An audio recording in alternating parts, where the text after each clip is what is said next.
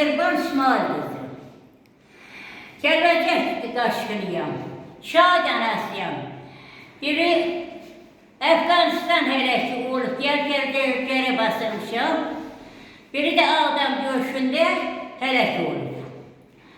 Bir də xahiş edirəm Erban xanımına, bana gəldi zadımda bana şərəf yarattır. İki dəmirin arasında daxalda qalmışam. Daxalda. Daxalda. Yoxlaş yetsin, daxalını yoxlasın. Çox xahiş edirəm Erban xanıma şahid anasıyam ki, şahid vermişəm bana bir mənzil versin. Qaradəmirçinin özündən. Qaradəmirçinin özündən.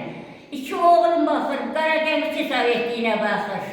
İki oğlum oğullarıma elədir. Başım nervli oldu, tək yaşayıram. Tək yaşayıram. Bana imkan yaratsın, Erban xanıma qurban olum. Ailəsinə də qurban olum, birincetimizə də qurban olum. Gözümün biri çoğurdu, görmür ağlamaqdan, biri aparat yaradı. Başım günlük götürmür. Çağırdım, Erban xanım bana qulaq aparat gönderib 1000 manata, 800 manata.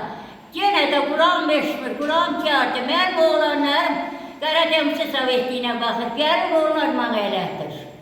Onlar baxır.